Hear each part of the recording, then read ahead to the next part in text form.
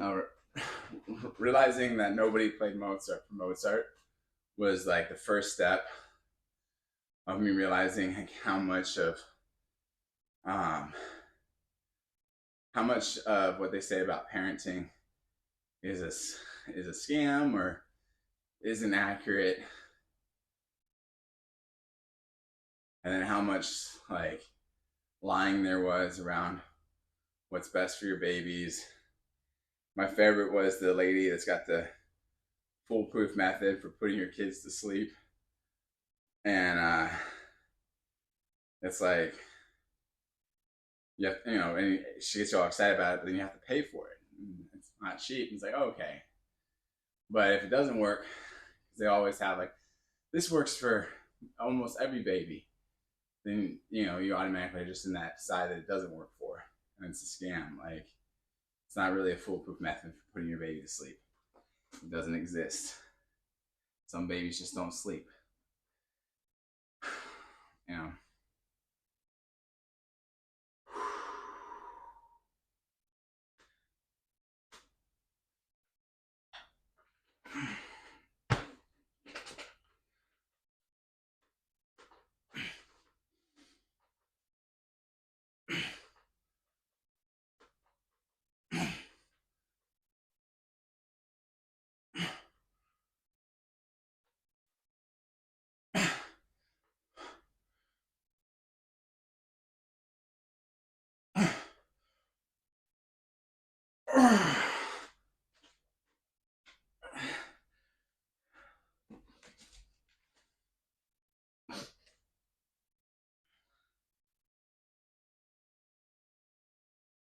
Oh man, even from kid to kid, like I have my kids and their sleep patterns are different, and how well they sleep is different.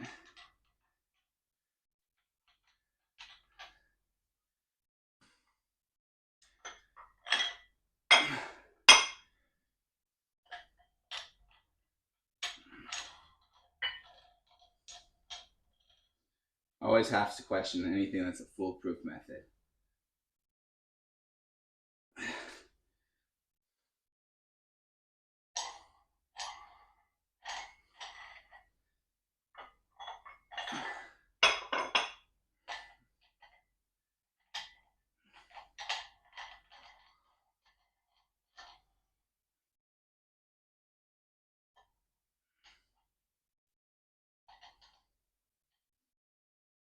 The fun part about parenting is when you explain things that you've learned to your kids, and you realize like how ridiculous things sound. Like I was talking to my kids about palm trees, and that a palm tree is not technically a tree, but a grass, and it counts as a grass and not a tree. And it's like that sounds so dumb because it is clearly a tree. And just because some guy came up with a list of attributes of what defines a tree, you're supposed to believe that a palm tree therefore is not a tree.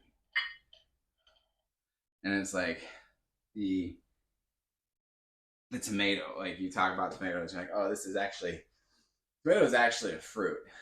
And everyone's always shocked because no, like tomato's not a fruit. Like, I mean, I understand what you're saying that it's a fruit, but to the bulk of us, it's a vegetable.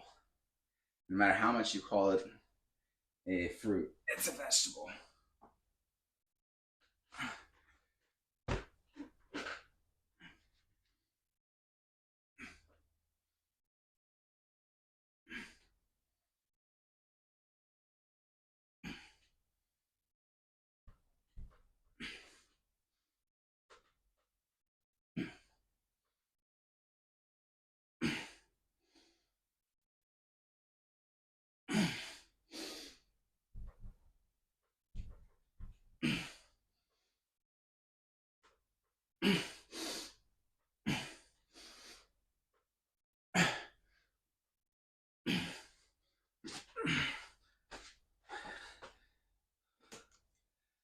It's just amazing how we let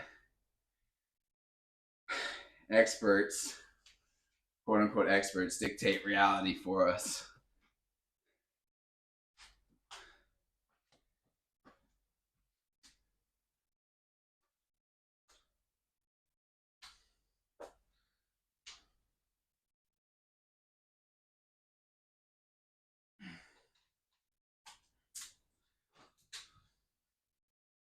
As like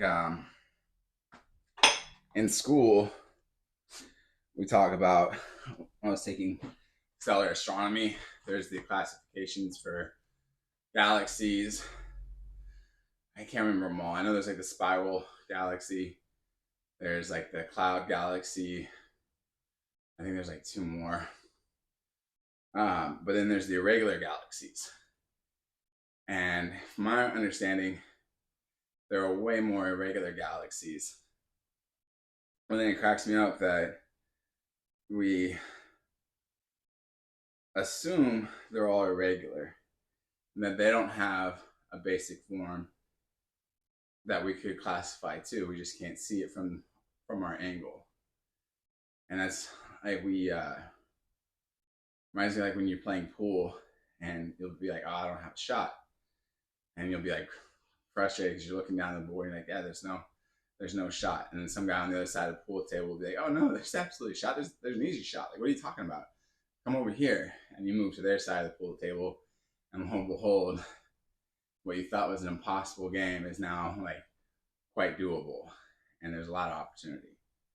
So I always thought that same thing about when we say like, oh, this is an irregular galaxy. It's like, well, maybe it's just our angle. Maybe if you got into different, viewed it from the other side, it would be something. You know, it's like those sculptures that are shadow sculptures where you have to stand in the right spot to see what the actual thing is. But if you're looking at it from any other side, it looks like junk. It looks like it has no meaning until you stand in the right spot and then it all lines up. But we're so fixated on our point of view that we miss reality. You know, I think that's probably true of how they were trying to say what trees are and how they ended up classifying palm trees as a grass.